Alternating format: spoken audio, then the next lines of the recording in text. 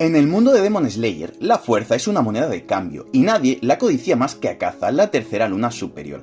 Un demonio con una sed insaciable por el combate, que solo respeta a aquellos que son lo suficientemente poderosos para desafiarlo. Sin embargo, su historia es un enigma, porque, a diferencia de otros demonios, Akaza se niega a devorar mujeres, que lo impulsa en su búsqueda eterna por la fuerza, una que parece no tener fin. Para entenderlo, debemos viajar al pasado, a un tiempo en el que no era una bestia, sino un joven llamado Akuji. Akuji era un niño de apenas 11 años, vivía en la extrema pobreza, pero su corazón era rico en amor. Su padre yacía en cama, consumido por una enfermedad que no se podía curar. Desesperado, el joven acabó recurriendo al robo, no para sí mismo, sino para conseguir la medicina que mantendría vivo a su único ser querido. Ahí empezó por primera vez a preocuparse por ser más fuerte. Tenía que serlo, para ser capaz de robar y huir, y así poder comprar la medicina para su padre. Sin embargo, aún era solo un niño, y fue capturado en varias ocasiones, siendo castigado y golpeado por ello. A pesar de su amor y sacrificio, el destino fue cruel. Un día, al regresar a casa,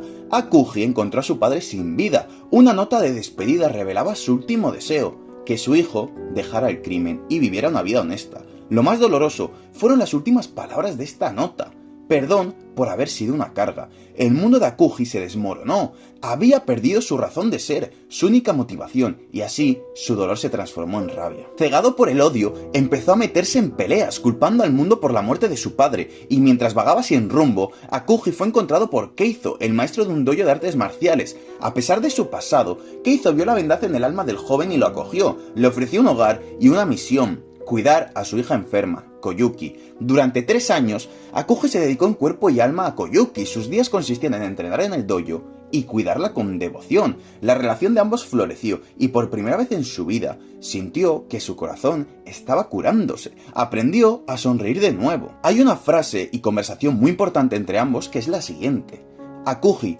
¿por qué no fuiste al Festival de los Fuegos Artificiales? Te hice una promesa, iremos juntos cuando estés sana. Si no es este año, será el siguiente. Y es que esta promesa acabó cumpliéndose. Un día, en los fuegos artificiales, Koyuki le pidió ser pareja, y más tarde Keizo, agradecido por todo, le ofreció el dojo y además permitió el casamiento entre ambos. Akuji tenía una familia, había encontrado la felicidad, pero el destino, una vez más, tenía otros planes. Un dojo rival, envidioso del éxito de Keizo, envenenó el pozo de agua. Akuji, al regresar al dojo, sintió un escalofrío. Encontró a Keizo y Koyuki sin vida. La rabia, el dolor y la culpa se apoderaron de él. Había fallado, no pudo proteger a su nueva familia. Otra vez, no fue capaz de proteger a sus seres queridos. La ira le cegó. Con sus propias manos desnudas, masacró 67 espadachines del dojo rival. Su furia fue tal que Muzan lo encontró e, impresionado por su poder, le ofreció la inmortalidad. Akaza nació de las cenizas de la tragedia, pero sus recuerdos como Akuji fueron enterrados en el fondo de su mente.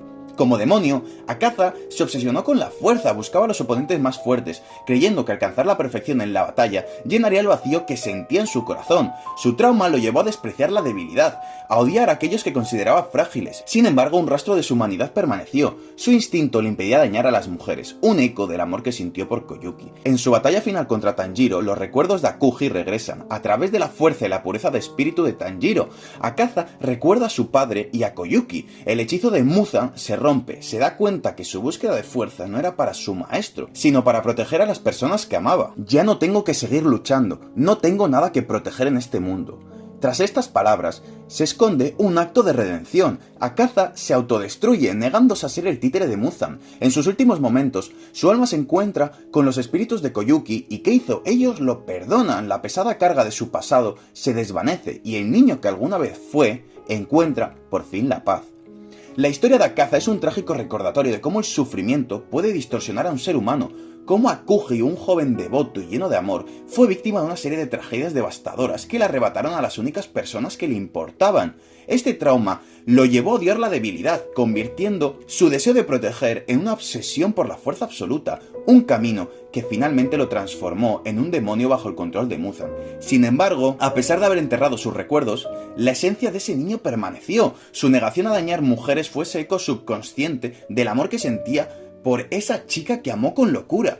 Ese amor y el recuerdo final de la familia que perdió fue lo que le permitió liberarse del control de Muzan. Al final, no fue el poder lo que lo salvó, sino el amor que lo había definido como humano. Su autodestrucción no fue una derrota, sino un acto de redención final. un regreso a la paz que su trágica vida le había negado.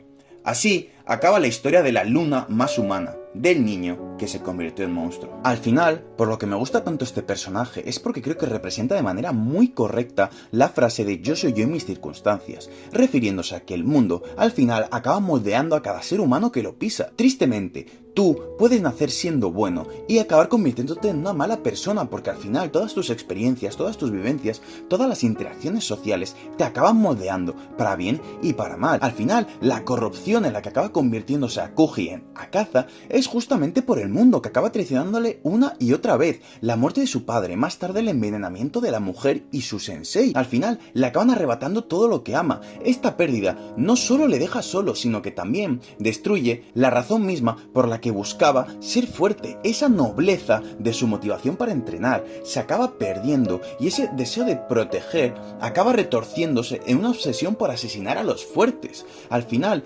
esa tragedia filosófica que se nos muestra es que al final esa energía que impulsó a proteger a la gente que amaba acaba transformándose en una sed insaciable de destrucción. Akaza no mataba solo por maldad inherente, sino porque la única verdad que le quedó después de la traición del mundo fue que la fuerza por sí misma es la única constante. Al final se convirtió en un demonio que de manera retorcida buscaba otros fuertes para destruirlos, como si al hacer eso fuese capaz de aniquilar el concepto de la traición y la impotencia que experimentó. Asesinar a los fuertes se convirtió en su única forma de control de un mundo donde se sintió completamente fuera de control desde el inicio, donde perdió todo simplemente porque no tenía la capacidad de controlar lo que ocurría. Así, al final, ese niño se convierte en un monstruo, pero consigue, gracias al amor de su mujer, de su sensei y de su padre, volver a ser humano en los últimos momentos de su vida, acabando así con el sufrimiento suyo y de las personas a las que estaba haciendo daño. Es un personaje que me parece fantástico y de los pocos demonios que tienen una coherencia